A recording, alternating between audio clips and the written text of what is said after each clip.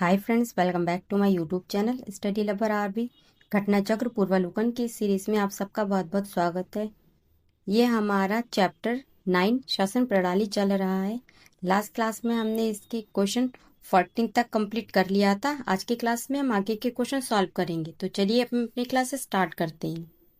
Question number 15 है, भारत के संदर्भ में संसदीय शासन प्रणाली में निम्नलिखित में से कौन से सिद्धांत संस्थागत रूप में निहित हैं। फर्स्ट है, मंत्रिमंडल के सदस्य संसद के सदस्य होते हैं। सेकंड है, जब तक मंत्रियों को संसद का विश्वास प्राप्त रहता है तब तक कि वे अपने पद पर बने रहते हैं। थर्ड, राज्य का अध्यक्ष ही मंत्रिमंडल का अध्यक्ष होता है। नीचे दिए गए कोड का प्रयोग कर सही उत्तर चुनिए। तो इसका आंसर है ऑप्शन ए, केवल 1 एंड 2 करेक्ट है। थर्ड वाला है ये हमारा गलत है। अनुच्छेद 75 5 इसमें उल्लेख है कि मंत्री बिना संसद सदस्य बने 6 माह से अधिक अपने पद पर नहीं रहेगा। अर्थात मंत्रिमंडल के सदस्य संसद के सदस्य होते हैं। मंत्रिपरिषद सामूहिक रूप से लोकसभा के प्रति उत्तरदायी होगी। अनुच्छेद 75 3 में ये बात कही गई है, इसलिए कथन 2 भी सही है, क्योंकि लोकसभा संसद का भाग है। मंत्रिमंडल में राज्य राष्ट्र का अध्यक्ष राष्ट्रपति होता है, जबकि मंत्रिमंडल की अध्यक्षता प्रधानमंत्री करता है। तो इसी वजह से थर्ड वाला हमारा गलत है। तो आंसर हमारा ऑप्शन ए 1 एंड 2 करेक्ट है। क्वेश्चन नंबर 16 है, सरकार की संसदीय व्यवस्था के विषय में निम्नलिखित में से कौन सा वक्तव्य सही है। ए है, विधायिका न्यायपालिका के प्रति जवाबदेही है। बी है, विधायिका कार्यपालिका के प्रति जवाबदेह है। सी है, विधायिका एवं कार्यपालिका दोनों स्वतंत्र हैं। डी, राष्ट्रपति न्यायपालिका के प्रति जवाबदेह है। ई, उपयुक्त में से कोई नहीं और उपयुक्त में से एक से अधिक। तो इसका आंसर है ऑप्शन ई। शासन प्रणाली की सामान्यतः 2 पद्धतियां होती हैं, संसदीय और अध्यक्षीय। भारत में ग्रेट ब्रिटेन ने उसका अनुसरण करते हुए संसदीय शासन व्यवस्था को अपनाया गया है। संसदीय शासन व्यवस्था में व्यवस्थापिका मतलब विधायिका, इसके सदस्य कार्यपालिका का गठन करते हैं तथा कार्यपालिका व्यवस्थापिका के प्रति उत्तरदायी होती है। संसदात्मक शासन व्यवस्था में कार्यपालिका विधायिका द्वारा नियंत्रित होती है तथा न्यायपालिका कार्यपालिका एवं विधायिका के कार्यों की न्यायिक समीक्षा कर सकती है। राष्ट्रपति न्यायपालिका के प्रति जवाबदेह नहीं होता। तो इस तरह से विकल्प ई सही उत्तर है। क्वेश्चन नंबर 17 है, निम्नलिखित कथनों में से उस एक को चुनिए जो मंत्रिमंडल स्वरूप की सरकार के अंतर्निहित सिद्धांत को अभिव्यक्त करता है। ए, ऐसी सरकार के विरुद्ध आलोचना को कम से कम करने की व्यवस्था जिसके उत्तरदायित्व जटिल हैं तथा उन्हें सभी के संतोष के लिए निष्पादित करना कठिन है। बी, ऐसी सरकार के काम काज में तेजी लाने की क्रियाविधि जिसके उत्तरदायित्व दिन प्रतिदिन बढ़ते जा रहे हैं।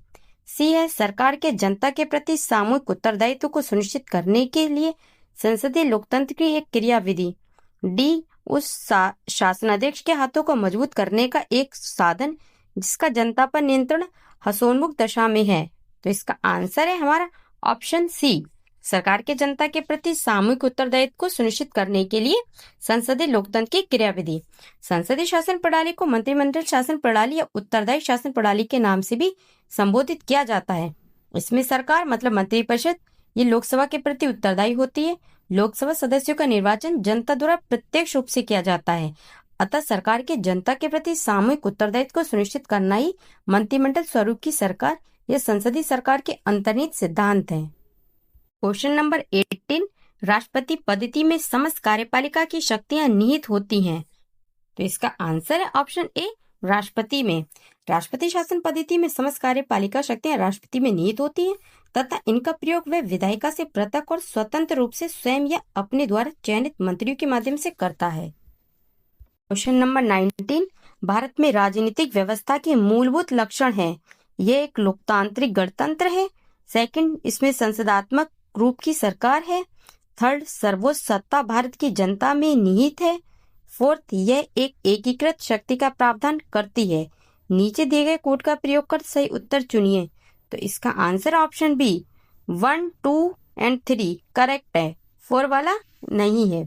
लोकतांत्रिक गणतंत्र संसदात्मक सरकार एवं सर्वोच्च सत्ता का जनता में निहित होना भारत की राजनीतिक व्यवस्था के मूलभूत लक्षण है। तथापि ये एकीकृत शक्ति यूनिफाइड अथॉरिटी का प्रावधान नहीं करती, बल्कि सत्ता को केंद्र एवं राज्यों में विभाजित किया गया है। क्वेश्चन नंबर 20, निम्नलिखित कथनों पर विचार कीजिए। फर्स्ट है, भारत एक लोकतांत्रिक राज्य व्यवस्था है। सेकंड, भारत एक प्रभुत्व संपन्न राज्य है। थर्ड, भारत में लोकतांत्रिक समाज है। फोर्थ, भारत एक कल्याणकारी राज्य है। उपरोक्त कथनों में से कौन सी सही है? तो इसका आंसर है ऑप्शन डी, 1, 2, 3, 4 चारों करेक्ट है। भारतीय संविधान के तहत भारत में एक लोकतांत्रिक राज्य व्यवस्था है तथा यह एक प्रभुत्व संपन्न राज्य है। नीति निर्देशक तत्वों के द्वारा संविधान निर्माताओं ने कल्याणकारी राज्य की संकल्पना को भी अभिव्यक्त किया है। साथ ही भारतीय समाज को भी लोकतांत्रिक माना जा सकता है। क्वेश्चन नंबर 21, निम्नलिखित में से कौन सी विशेषता भारतीय राजतंत्र की नहीं है? तो इसका आंसर है ऑप्शन डी, सत्तावादी सरकार। भारतीय शासन प्रणाली में शासन का संचालन संविधान के प्रावधानों के अनुरूप होता है। भारत में विधि का शासन है। यहाँ गणतंत्र है, ना कि राजतंत्र। प्रत्येक 5 वर्ष है। इसके उपरांत जनता अपने प्रतिनिधियों का निर्वाचन कर संविधान संगत लोकतांत्रिक सरकार का गठन करती है। यह सत्तावादी सरकार नहीं है। क्वेश्चन नंबर 22, केंद्र सरकार और राज्य सरकारों को प्राधिकार प्राप्त होता है। तो इसका आंसर है ऑप्शन ए, भारतीय संविधान से। केंद्र सरकार और राज्य सरकारों के प्राधिकार का स्रोत भारत का संविधान है।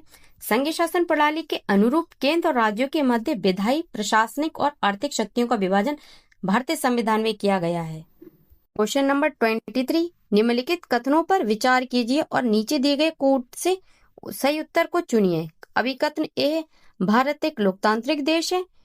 कथन आर, भारत का अपना एक संविधान है। तो इसका आंसर है ऑप्शन बी, ए और आर दोनों सही हैं, लेकिन आर एक ही सही व्याख्या नहीं है।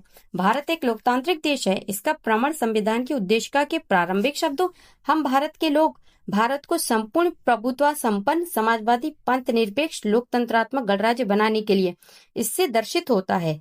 लोकतंत्र शासन का वह रूप है जिसमें सभी महत्वपूर्ण निर्णय जनता द्वारा चुने गए प्रतिनिधियों द्वारा संयुक्त रूप से किए जाते हैं। भारत में भी शासन के लोकतांत्रिक रूप को अपनाया गया है। भारत का अपना लिखित संविधान है जो विश्व का सबसे बड़ा लिखित संविधान है। अतः अभिकथन ए और आर दोनों सही है, किंतु आर ए की सही व्याख्या नहीं है। क्वेश्चन नंबर 24, निम्न में से कौन सुशासन की विशेषता नहीं है? तो इसका आंसर है ऑप्शन डी, लाल फीताशाही। लाल फीताशाही सुशासन की विशेषता नहीं है, जबकि हिस्सेदारी, जवाबदेही, पारदर्शिता और कानून का नियम, सर्वसम्मति से निर्णय लेना, दक्षता एवं प्रभावशीलता आदि ये सब सुशासन की विशेषताएं हैं। क्वेश्चन नंबर 25, कल्याणकारी राज्य वेलफेयर स्टेट का उद्देश्य है। तो इसका आंसर है ऑप्शन बी, कमजोर वर्गों के कल्याण का प्रबंध करना।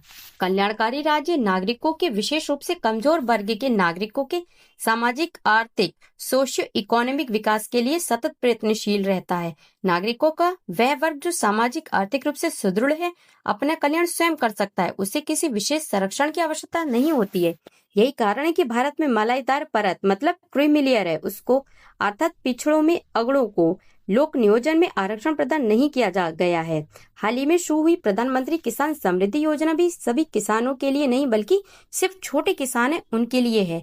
संघ सरकार और राज्य सरकारों द्वारा चलाई जा रही अन्य विभिन्न विशेष योजनाओं के लक्षित नागरिक समूहों की पहचान से भी यह स्पष्ट हो जाता है कि कल्याणकारी राज्य की अवधारणा के केंद्र में वंचित वर्ग ही है।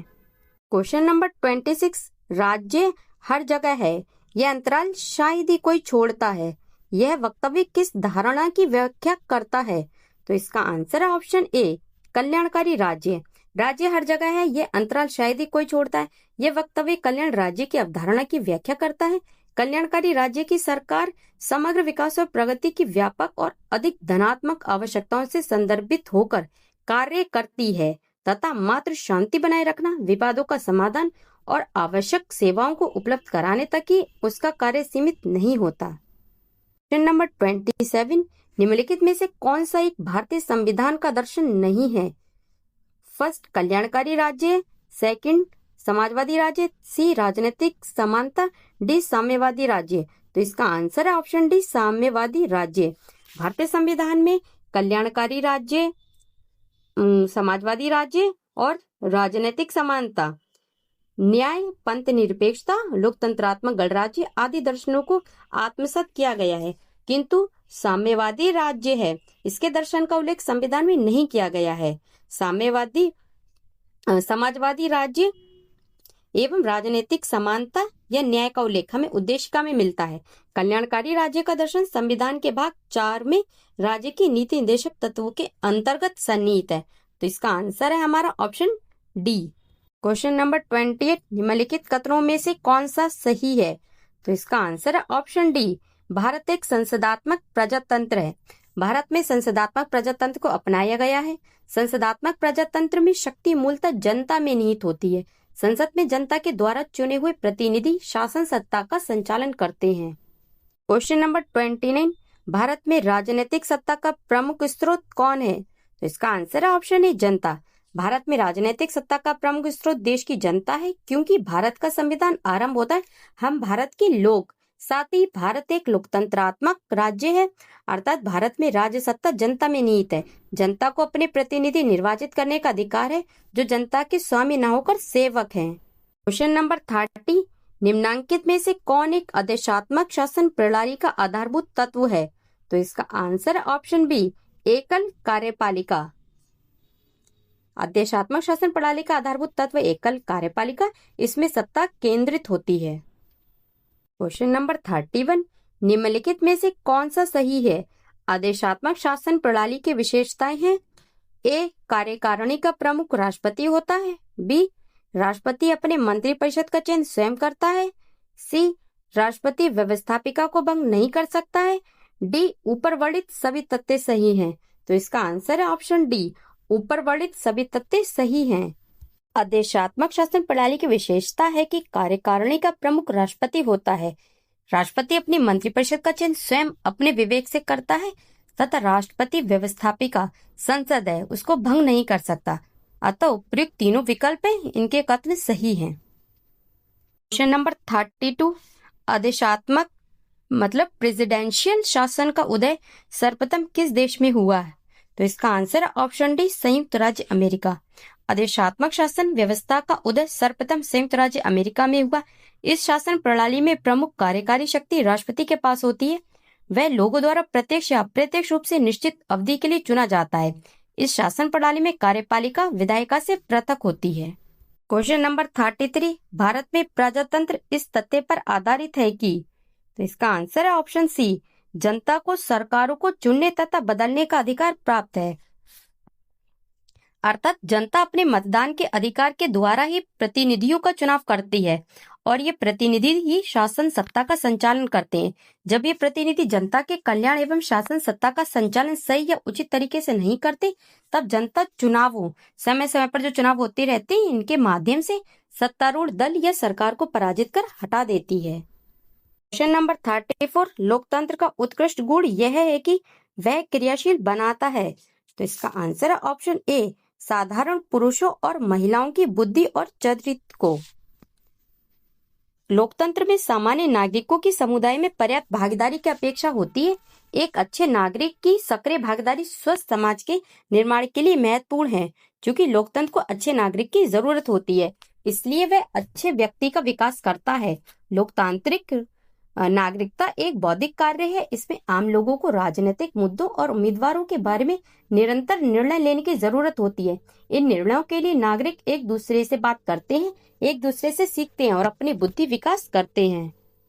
क्वेश्चन नंबर 35, भारत एक गणतंत्र है, इसका अर्थ है? तो इसका आंसर है ऑप्शन सी, भारत में वंशानुगत शासन नहीं है। गणतंत्र का आशय है कि राष्ट्र का प्रधान निर्वाचित मत कैसे भी चाहे प्रत्यक्ष या अप्रत्यक्ष तरीके से होता है, वह वंशानुगत नहीं हो सकता। भारत में राष्ट्र का प्रधान अर्थात राष्ट्रपति निर्वाचित होता है। इस प्रकार भारत एक गणतंत्र है। क्वेश्चन नंबर 36, भारत एक गणतंत्र है जिसमें अंतर्निहित है। तो इसका आंसर है ऑप्शन ए, राज्य का अध्यक्ष निर्वाचित होता है। फ्रेंड्स, ये वाली क्लास हमारी यहीं पे समाप्त होती है। आगे के क्वेश्चन हम नेक्स्ट क्लास में करेंगे। तब तक के लिए थैंक यू। जय हिंद।